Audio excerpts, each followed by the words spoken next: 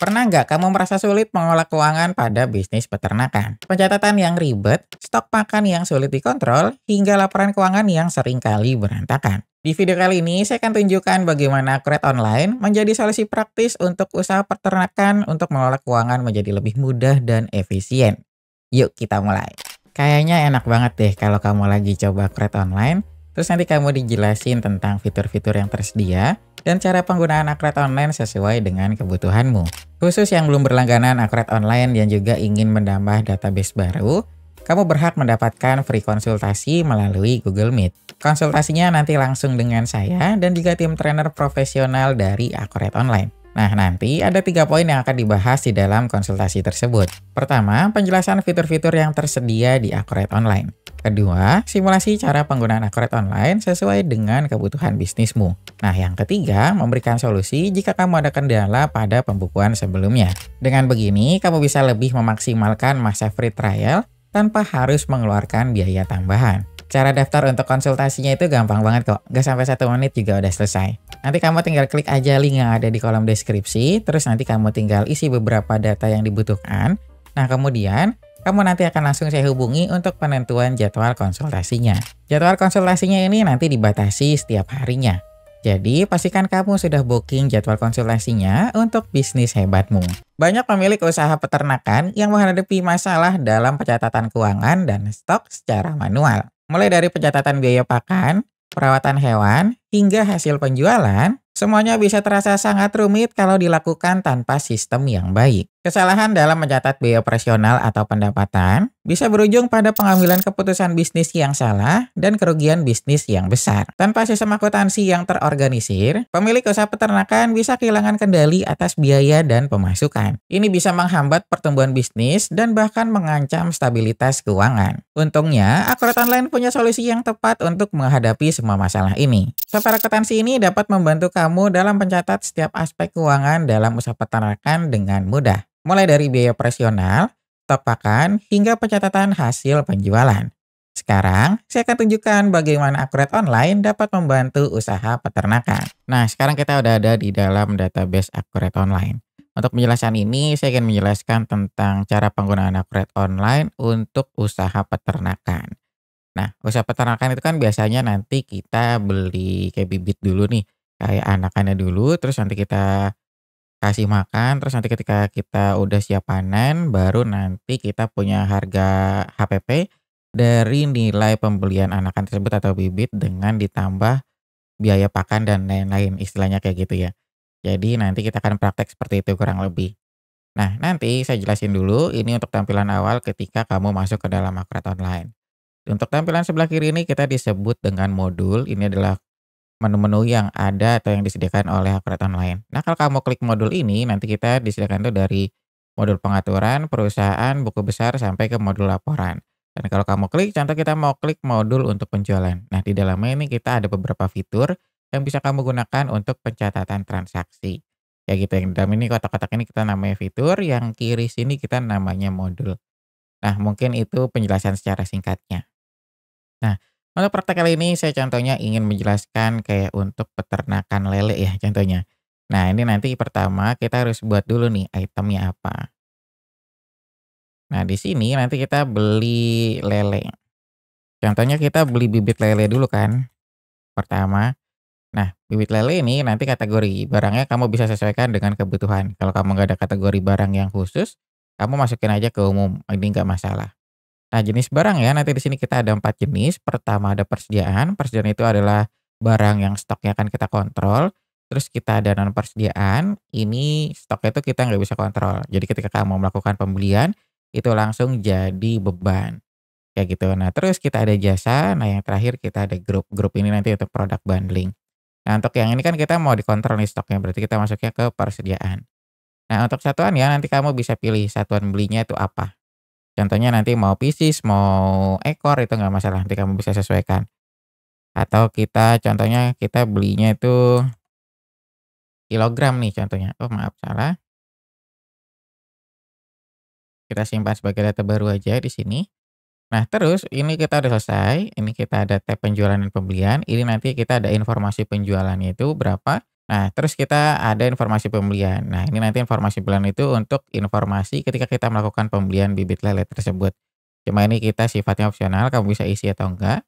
Nah, terus kita masuk ke tab yang selanjutnya, kita ada tab stok. Nah, tab stok ini nanti kamu bisa input saldo awal ketika kamu melakukan pembukuan di Akrobat Online. Nah, kamu kan pasti punya pembukuan di sebelumnya nih. Nah, kamu hitung saldo akhir, terus nanti kamu bisa jadikan saldo awal di Akrobat Online. Nah, untuk saldo awal ini nanti kamu bisa import sebenarnya. Jadi nanti dari sini kamu bisa import data dari Excel. Jadi kamu nggak perlu input satu-satu. Nah, ini kita lanjut lagi, stok awalnya kita nggak usah, kita kosongin. Nah, terus akunnya kita juga kosongin aja, nggak apa-apa. Ini kita nggak perlu isi. Nah, terus nanti kalau gambar, ini kalau kamu mau masukin gambar dan yang lain adalah lain-lain. Tab lain-lain ini nanti untuk info lainnya dan dimensinya aja. Nah, ini paling saya isi untuk bagian depannya aja di sini. Nah, terus kita simpan. Nah, kemudian kita mau masukin apa lagi nih? Contohnya kita mau pakan lele istilahnya. Nah, terus kita masukin ke umum. Nah, satuan nih apa? Kita pakan lele. Kita contohnya belinya itu kilogram juga. Nah, terus kita simpan. Kemudian apa lagi? Vitamin contohnya. Kita bikin vitamin. Vitamin lele kita namanya, kita belinya per pieces aja di sini. Nah, terus kita simpan. Nah, berarti kita udah punya bibit lele, pakan, dan vitaminnya. Nah, terus kita jualnya kan pasti lele yang siap jual ya, kita buat juga lele siap jual. Nah, lele yang siap jual ini nanti kamu bisa sesuaikan namanya, mau lele aja atau lele siap jual, itu nanti nggak jadi masalah. Kamu bisa sesuaikan. Nah, satuannya nanti apa? Contoh kita mau kilogram juga, berarti kita tinggal simpan. Nah, ini kita udah selesai. Nah, terus ini kita udah tambah lele siap jual di sini. Nah, selanjutnya selain kita udah bikin barang dan jasa, nah kita bikin gudangnya dulu. Jadi kalau untuk peternakan ini nanti kasusnya agak beda. Soalnya kan nanti dia ketika kita beli bibit lele itu kan kita nggak bisa langsung jual. Jadi kita besarin dulu. Nah, terus nanti kalau udah besar atau siap panen baru kita bisa jual. Cuma nanti untuk HPP-nya itu dihitung dari akumulasi semua penggunaan bebannya atau biayanya yang sudah dilakukan ketika melakukan pembesaran lele tersebut. Kayak gitu. Jadi nanti agak unik nih kasusnya untuk yang usaha peternakan. Nah, biasanya nanti kita bisa bikin pakai fitur multi gudang namanya. Jadi nanti kita akalin di sini. Nah, pertama kita nanti buat gudang dulu nih satu, ini kan bawaan ya, kita gudang utama namanya. Nah, nanti kita bikin gudang satu lagi. Gudang satu lagi ini nanti kita bisa buat per nama kolam. Misalkan kita kolam A atau nanti kolam apa, atau nanti kamu bisa sesuaikan namanya mau apa. Nah, ini kita tinggal simpan aja, nanti kalau kamu mau dilengkapi itu nggak masalah, kita ada alamatnya juga. Terus nanti ada tab bagian pengguna, nanti kamu bisa sesuaikan. Nah, ini kita buat contohnya untuk 2 aja. Jadi nanti kita ada gudang utama dan kolam A, kayak gitu. Jadi kita buat 2 gudang di sini. Nah, terus kita tinggal melakukan proses atau pencatatan transaksinya itu kayak gimana. Nah, pertama ini kan kita stoknya masih kosong nih, otomatis kita harus melakukan pembelian dulu nih ke supplier. Nah, ini kita melakukan dulu pembeliannya di sini, di modul pembelian.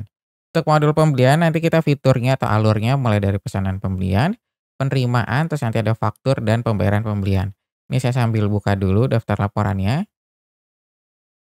Ini kita buka yang laporan indeks kontrolnya. Nah, ini kayak gini, kita masih kosong ya, ini cuma ada di akun bank aja, tadi saya masukin saldo awal, karena kita kan mau apa, transaksi pembelian ya, mau contoh atau simulasi transaksi pembelian. Nah, ini nanti kelihatan di sini. Nah, terus sekarang kita lanjut lagi, kita sekarang melakukan transaksi ya, ketutup sebentar, saya buka lagi. Nah, sekarang kita mulai simulasi pembeliannya.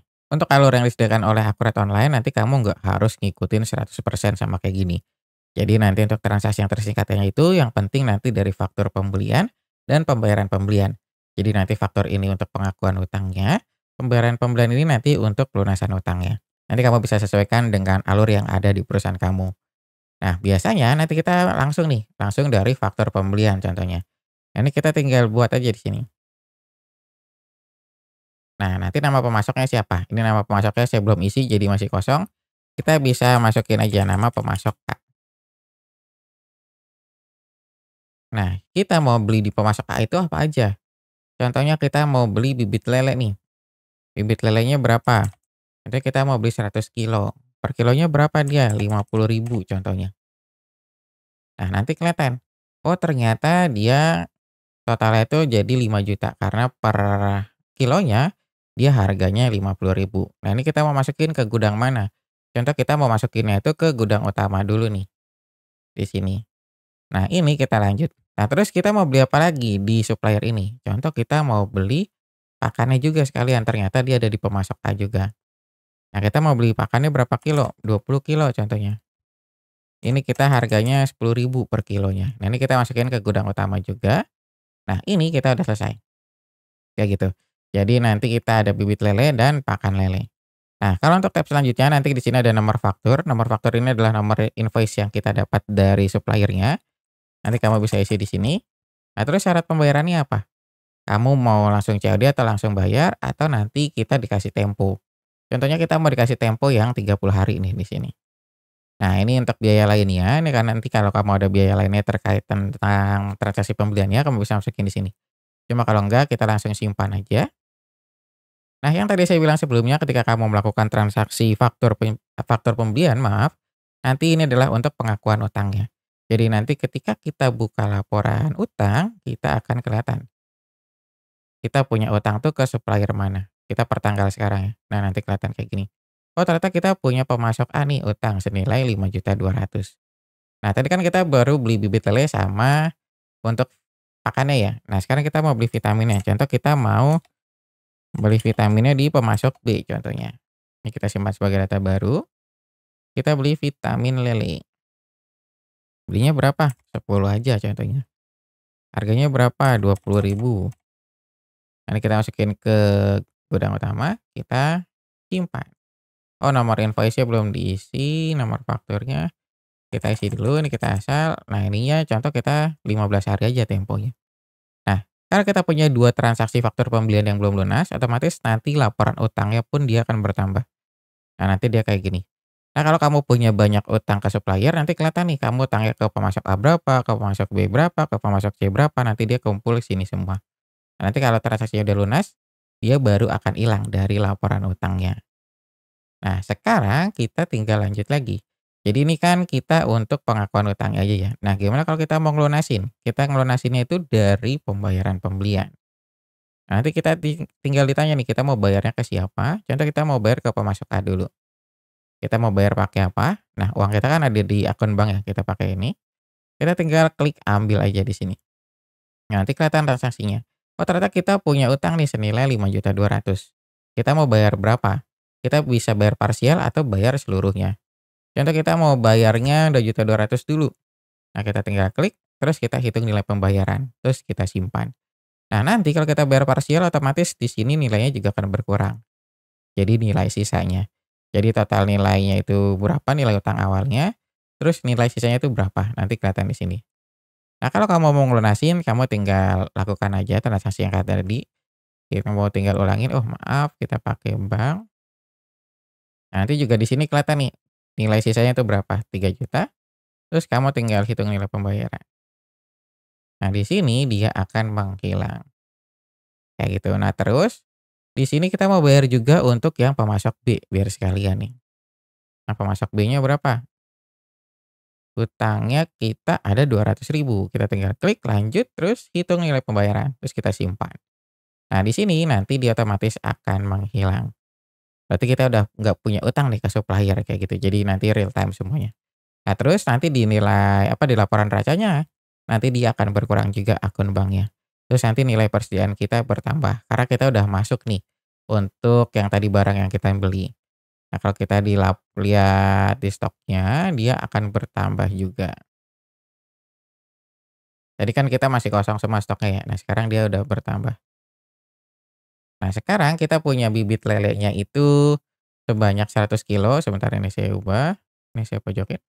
Bibit lelenya kita punya 100 kilo. Nah, terus kita ada lele siap jual yang kita masih kosong. Terus kita ada pakan lele sama vitamin lele. Kayak gitu. Jadi ini kita udah nih, udah punya.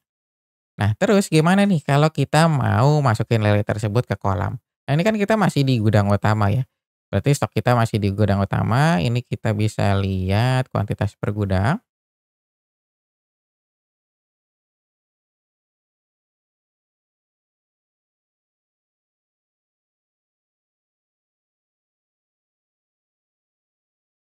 Nah, kita kayak gini, berarti kita punya barang, kita di bibit lelenya itu 100 kilo, pakan lelenya 20, terus vitamin lelenya 10, kayak gitu. Nah, kita mau pindahin nih, ini saya buka daftar laporannya juga deh, biar gampang. Kuantitas barang per gudang.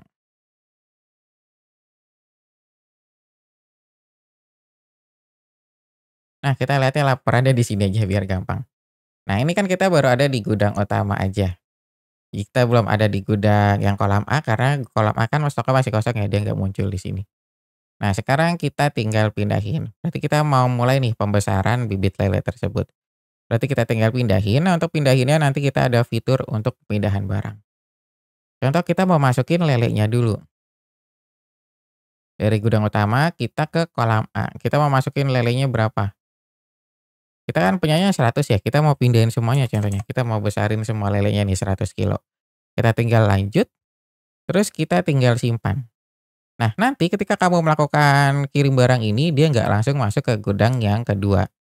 Jadi nanti kita atau Akurat Online itu menyediakan gudang transit dulu.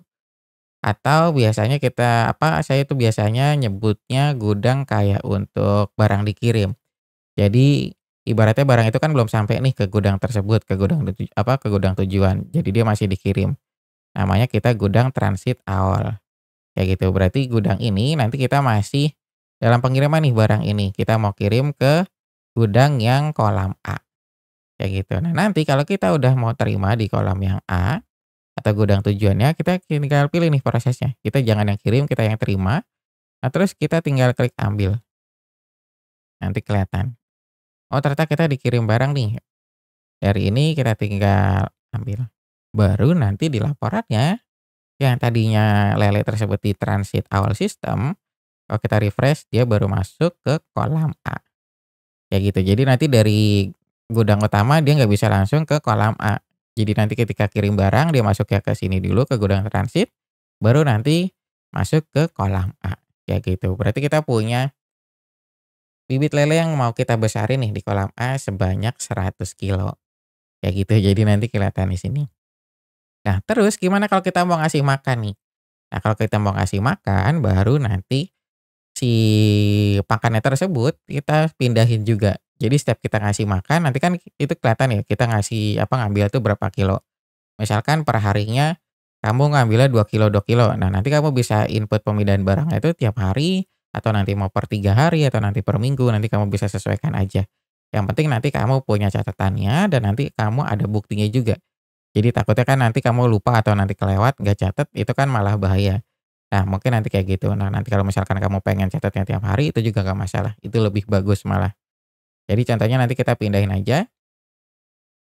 Nah, ternyata ini kita akumulasi aja ya. Contohnya ketika kita mau membesarkan lele untuk 100 kilo, kita butuhnya itu kita kirim lagi nih, kita butuh pakannya berapa? Ini kan kita yang punya tadi 20 kilo ya, ternyata dari 100 kilo itu kita kasih makannya 15 kilo.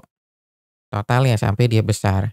Ini kita lewatin aja, prosesnya ya, kita langsung di hasil akhirnya aja. Nah, terus kita tinggal terima,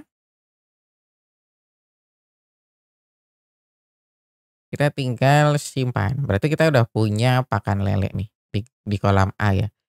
Nah, di sini nanti baru kelihatan, oh ternyata saya untuk pembesaran 100 kilo lele ini kita butuh pakannya itu 15 kilo nih ternyata. Nah, terus kita vitaminnya butuh nggak? Kalau vitaminnya kamu butuh, kamu tinggal tambahin lagi aja. Kamu tinggal pindah gudang aja ke sini. Cuma kalau nggak butuh, nanti kamu kosongin aja. Contohnya ternyata kita butuh juga vitaminnya, kita tambahin lagi berarti. Dari gudang utama ke kolam A. Vitaminnya kita butuh berapa untuk pembesaran 100 kilo lele? Contoh ternyata kita butuhnya tuh 7 dari 10 vitamin yang kita punya. Nah, udah kita simpan. Nah, terus kita tinggal terima lagi aja, kita langsung cepet aja prosesnya. Nah, nanti dia kayak gini, kita simpan. Nah, berarti untuk pembesaran 100 kilo lele ini kita udah ngasih makan pakan lelenya 15 kilo, sama vitaminnya juga, vitamin lelenya 7 pieces. Jadi nilainya itu 5.290.000 kayak gitu. Nah, terus ini kan lelenya udah siap panen nih, udah gede lah ceritanya. Nah, gimana kita caranya untuk menambahkan stok ke lele yang siap jual tersebut? Nah, pastinya kan kita nggak harus beli lagi kan karena kita udah punya stoknya, tinggal ngubah dari bibit lele, pakan, dan vitamin ini biayanya kita ubah jadi lele siap jual. Nah, gimana caranya? Nah, caranya nanti kita punya fitur produksi sederhana namanya. Nah, kita ada fitur untuk yang pekerjaan pesanan sama penyelesaian pesanan di sini. Jadi nanti di sini untuk bahan bakunya dan di sini nanti untuk barang jadinya. Kayak gitu. Jadi nanti kita kumpulin semua nih, barang-barang yang kita pakai itu apa aja, kayak bibit lele, pakan, sama vitamin, kita ubah jadi lele siap jual. Kayak gitu. Nah, cuma di sini saya mau buat dulu nih. Ini saya lupa tadi buat akunnya dulu. Jadi kita butuh akun untuk penampungnya, untuk nanti persediaan dalam proses atau produksi dalam proses, pekerjaan dalam proses, maaf. Ini nanti dia ada di akun perkiraan, itu di persediaan. Nah, nanti dia di sini nih masukinnya. Nah, ini kita buat dulu akunnya, dia tipenya itu persediaan, kita tinggal pilih aja sub dari sini, pekerjaan dalam proses. Kita namain ini aja, pekerjaan dalam proses. Kita simpan, baru kita tambahkan lagi. Nah, di sini.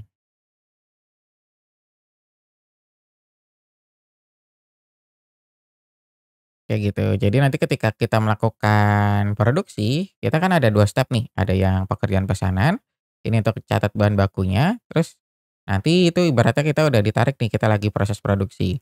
Jadi nanti kita butuh akun penampung yang pekerjaan dalam proses tersebut, baru nanti hasil akhirnya kita masuk ke penyelesaian pesanan. Kayak gitu, ini saya sambil close dulu sebentar. Nah, ini kita bukain aja. Ini saya tutup, kita neraca dan kuantitas barang. Nah, untuk prosesnya yang tadi saya bilang, kita pertama dari pekerjaan pesanan dulu. Pekerjaan pesanan ini nanti kita catat nih, barang apa, bahan-bahan apa aja yang mau kita pakai bahan bakunya untuk memproduksi barang apa, barang sesuatu atau barang baru lah istilahnya. Nah, tadi kan kita mau pakai bibit lele. Bibit lelenya kita yang di kolam A nih, kita ada 100 kilo. Kita ambil semuanya, terus nanti kita pakan lelenya berapa. Nah, di sini nanti gudangnya kamu jangan lupa ubah ya, soalnya kan kita punya banyak gudang. Takutnya nanti kamu salah ngambil stok. Nah, pakan lelenya tadi kita ada 15 kilo, kita pakai semuanya. Nah, terus sama vitaminnya, tadi ada 7, kita lagi pakai semuanya. Nah, kalau kita lihat di sini nanti akun pekerjaannya, dia akan masuknya ke pekerjaan dalam proses, akun penampung yang tadi kita bikin. Nah, terus kita tinggal simpan aja. Nah, di sini nanti kalau kamu lihat, di laporan raca tadi kan kita ada di akun persediaan. Nah, karena kita lagi proses produksi, dia akan muncul pekerjaan dalam proses. Kayak gitu, jadi dia akan muncul di sini nih. Nah, terus kita lanjut lagi. Ini kan tadi kuantitas barangnya ya. Oh, tadi saya pakainya 1 kilo doang, sebentar saya ubah. Pesannya cuma 80.000, sebentar kita ganti lagi. Kita ubah dulu sebentar, tadi ada kesalahan, tadi pakan lelenya itu kita ada 15 ya sama 7. Ininya 15. Nah, ini ya 7, baru kita simpan. Nah, kalau kita lihat di laporan racanya, dia akan berubah. Yang kayak gini, terus di kuantitas barang per gudangnya, dia akan nol. Kayak gitu, dan total atau nilai persediaannya juga dia akan nol, karena semuanya kan kita produksi tadi ya, di gudang yang kolom A. Nah, di sini sekarang kita tinggal masukin. Jadi semua biaya atau nilai persediaan dari bahan bakunya, itu nanti akan jadi HPP untuk yang lele siap jualnya. Nah, di sini penyelesaian pesanannya kamu tinggal pilih nomor pekerjaannya itu dari mana. Nah, terus nanti tipe penyelesaiannya kita pilih yang barang, terus kita masukin sebagai lele siap jual. Nah, nanti kelihatan kan alokasi biayanya. Nah, alokasi biaya ini adalah nanti jadi nilai HPP. Itu jadinya berapa kilo. Contoh dari 100, tadi kan kita 100 lele ya. Ternyata kita Jadinya itu cuma 90 karena sisanya mati. Atau jangan 90 kan dia 100 itu kan terus jadi gede ya. Contohnya dia jadinya itu 190 kilo. Nah, kita simpan. Nah, di sini di daftar laporannya kan tadi kan kita kuantitasnya atau nilainya itu 5.290.000 ya. Ini kan dari alokasi semua bahan bakunya biayanya jadi segini. Ini nanti jadi HPP kita. Nah, terus nanti di daftar laporannya, nah dia akan masuk kayak gini. Jadi kita punya lele siap jual dengan total biaya itu 5.290.000 yang didapat dari semua nilai bahan baku kita. Ini jadi HPP nanti untuk penjualannya. Nah, terus gimana kalau kita mau melakukan penjualan? Berarti kan kita udah punya stok nih, kita udah punya lele siap jual. Nah, kita mau jualnya gimana? Nah, kita punya modul penjualan juga. Nah, untuk alurnya nanti kita dari penawaran, pesanan, pengiriman, faktur, dan penerimaan penjualan.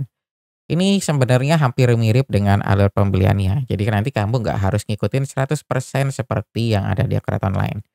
Untuk transaksi tersingkatnya nanti kita mulai dari faktur, ini nanti untuk pengakuan piutangnya. Terus nanti kita ada penerimaan penjualan untuk pelunasan piutangnya. Nah, nanti kamu tinggal sesuaikan aja kamu mau dari penawaran, mau dari pesanan, pengiriman, atau langsung faktur penjualan. Nah, contohnya kita mau mulainya itu dari pesanan penjualan contohnya. Nah, kita mau penjualnya itu ke mana nih? Contoh ternyata lele kita yang 190 kilo itu mau ada yang beli. Yang beli itu pelanggan A contohnya. Dia mau belinya berapa? Contoh ternyata dia mau belinya tuh 100 kilo. Jadi dari total 190 kilo yang bisa kita jual, dia mau mesennya tuh 100 kilo. Nah, nanti kita ngambilnya dari kolam A. Nah, sebenarnya dari kuantitas ini kamu bisa buat kayak gudang untuk penjualan. Jadi nanti dari yang kolam A itu kan kita cuma untuk pembesaran doang ya. Nah, nanti misalkan kamu pindah lagi kolamnya, nanti kamu bisa buat gudang baru lagi aja. Nanti biar menyesuaikan dengan kebutuhan. Nah, ini kita masukin, nah harga jualnya itu berapa per kilonya? Contoh kita per kilonya 2 juta nih, kita lelenya mahal, berarti kita mau dapatnya 200 juta. Nah, kita tinggal klik lanjut. Nah, terus ini kan kita untuk nama barangnya aja ya. Nah, kita syarat pembayarannya mau dikasih berapa nih? Mau langsung bayar atau mau kasih tempo? Dia hampir mirip sebenarnya kayak untuk yang pembelian. Nah, ini kita kasih tempo aja nih 30. Nah, terus kita simpan. Nah, ketika kita melakukan pesanan penjualan, ini kita baru melakukan pencatatan aja. Jadi kita belum ada jurnal yang terbentuk. Kalau kamu lihat di sini belum ada jurnalnya. Nah, terus enaknya di Akret Online kita sudah punya template untuk print out-nya. Jadi nanti kamu kalau nggak punya desain cetakan, nanti kamu bisa pakai template default-nya aja nih dari Akret Online. Nanti kamu tinggal sesuaikan aja kamu mau masang logo atau nanti kamu mau tambah kolom, nanti kamu bisa sesuaikan. Nah, ini kita simpan, kita tutup maaf. Nah, setelah pesanan penjualan berarti kan kita harus ngirim nih ke customer-nya. Berarti kita tinggal kirim dari yang pengiriman pesanan. Ini kita tinggal tarik aja sebenarnya gampang. Ini kita tinggal klik ambil, ambilnya dari pesanan. Nah, nanti kelihatan. Oh, ternyata kita mau ngirim nih lele yang siap jual ini 100 kilo ke pelanggan A. Kayak gitu. Nah, nanti kita tinggal simpan aja. Nah, terus di sini dia baru ada jurnal yang terbentuk karena kita untuk pengiriman pesanan ini kan udah ada barang yang keluar berarti ya. Nanti kita ada rincian jurnalnya kayak gini. Jadi nanti persediaan pada persediaan yang terkirim. Kayak gitu. Nah, ini adalah nilainya. Nah, sekarang kita tinggal lanjut lagi. Ini kan kita udah tadi pesanan, terus pengiriman, kita lanjut lagi. Setelah itu kita ke faktur penjualan. Nah, berarti kan ini barangnya udah sampai, terus kita menagih nih ke customer ya. Berarti kita tinggal input aja faktur penjualannya. Nah, terus kita masukin. Oh, kita nggak usah masukin, kita tinggal klik ambil aja dari pengiriman. Sebenarnya kita tinggal tarik-tarik aja, nggak usah nginput-nginput. Inputnya itu cuma di awal aja. Yang penting nanti kamu pastikan kamu nariknya benar, terus kuantitasnya atau nilainya kamu lihat. Nah, di sini dia udah benar, saat pembayaran, terus kita tinggal simpan. Nah, nanti di sini daftar laporannya, ya kan bentuk pengakuan piutang ya, kita muncul lagi. Laporan piutang ya, nanti kelihatan nih, oh ternyata kita punya pelanggan yang punya hutang ke kita atau piutang. Jadi untuk pelanggan A, dia punya piutang senilai 200 juta nih ke kita. Dengan tanggal transaksinya itu tanggal 25 November, tanggal jatuh temponya 25 Desember. Nanti kelihatan di sini. Nah, kalau customer tersebut ingin melunasi utangnya, dia tinggal ke proses yang terakhir untuk penerimaan penjualan. Jadi yang tadi saya bilang sebenarnya alurnya tuh mirip kayak yang pembelian. Cuma dibalik aja, kalau pembelian itu kan dia untuk ke supplier, kalau penjualan kita ke pelanggan. Untuk alurnya dia mirip-mirip. Nah, nanti uangnya kita mau terima kemana? Contohnya ke kas kecil. Kita tinggal klik ambil aja, lanjut, hitung nilai pembayaran. Terus kita simpan. Nah, di sini kita lihat nilai piutangnya akan hilang karena dia udah lunas. Terus laporan racanya dia akan berubah.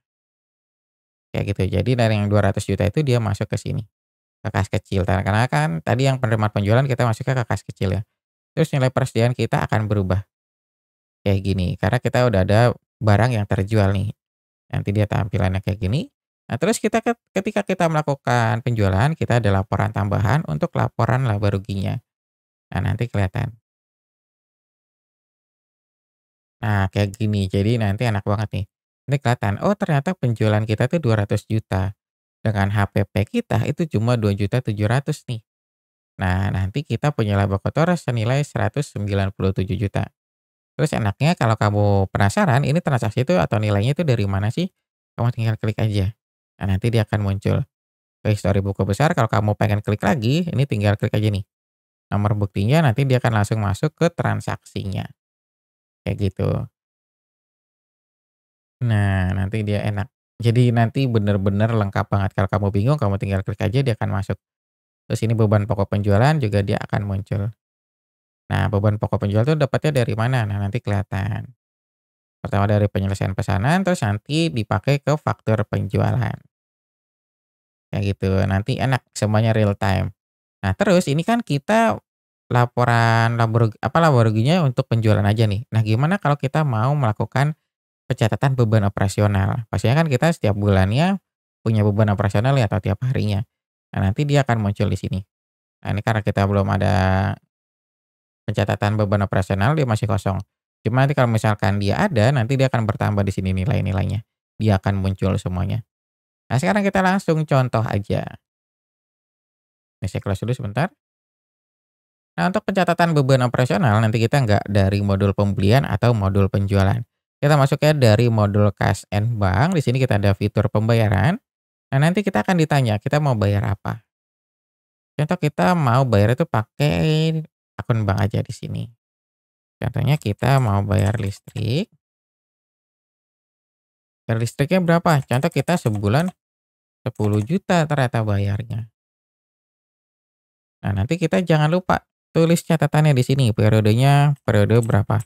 Contoh kita mau November 2024. Kita tinggal klik simpan. Nah, di sini nanti dia akun jurnalnya dia akan terbentuk juga kayak gini. Jadi beban listrik akun bank pada beban listrik. Dia akan muncul kayak gini. Nah, terus di laporan racanya dia pastinya akan berkurang karena kita uangnya udah dipakai untuk bayar beban operasional. Dan di laporan laba ruginya dia akan bertambah. Ini saya hilangin dulu yang akun saldo nolnya. Nah, kayak gini dia akan muncul di sini. Jadi kalau kamu punya beban-beban lainnya, nanti dia akan muncul di sini semuanya. Atau nilai pendapatan lainnya nanti juga akan muncul bertambah di sini. Kayak gitu. Nah, mungkin ini beberapa laporan yang bisa saya buka ketika kita melakukan usaha peternakan. Nah, sebenarnya Koret Online itu punya lebih dari 200 jenis laporan yang disesuaikan dengan bidangnya masing-masing. Misalkan kamu mau buka untuk laporan keuangan nih, nanti ada tabnya untuk khusus keuangan, nanti kamu bisa lihat ke sini. Terus nanti kalau kamu mau lihat piutang, nanti dia ada juga di sini. Kayak gitu nanti dan macam-macam. Kamu bisa lihat aja di sini nih. Nanti ada banyak di sini, kamu bisa sesuaikan. Cuma kalau untuk yang biasanya dipakai itu laporannya ya paling itu aja. Nanti kalau kamu mau tambah buka laporan lainnya, kamu bisa sesuaikan aja dengan kebutuhan bisnismu. Nah, mungkin sampai sini aja penjelasan yang bisa saya berikan untuk penggunaan Akuret Online untuk usaha peternakan. Jika kamu ada pertanyaan lainnya, kamu bisa langsung tulis aja di kolom komentar. Jadi, apakah kamu masih ingin mengelola usaha peternakan dengan cara manual yang memakan banyak waktu dan penuh resiko kesalahan? Dengan Akurat Online, kamu bisa memastikan semua pencatatan keuangan dilakukan dengan rapi, laporan keuangan akurat, dan semua aspek operasional dapat terkendali. Bayangkan betapa mudahnya menjalankan usaha peternakan dengan sistem yang otomatis mencatat transaksi dan pengeluaran. Kamu bisa fokus pada pengelolaan peternakan, sementara Akurat Online mengurus semua pembukuan dengan lebih efisien. Jadi tunggu apa lagi? Segera coba Akurat Online untuk usaha peternakanmu dan rasakan sendiri manfaatnya. Nah, mungkin sampai sini aja penjelasan yang bisa saya berikan tentang demo software akuntansi menggunakan Akurat Online untuk usaha peternakan. Jika kamu ada pertanyaan lainnya, kamu bisa langsung tulis aja di kolom komentar. Terima kasih sudah menonton video ini sampai selesai. Sampai jumpa di video selanjutnya.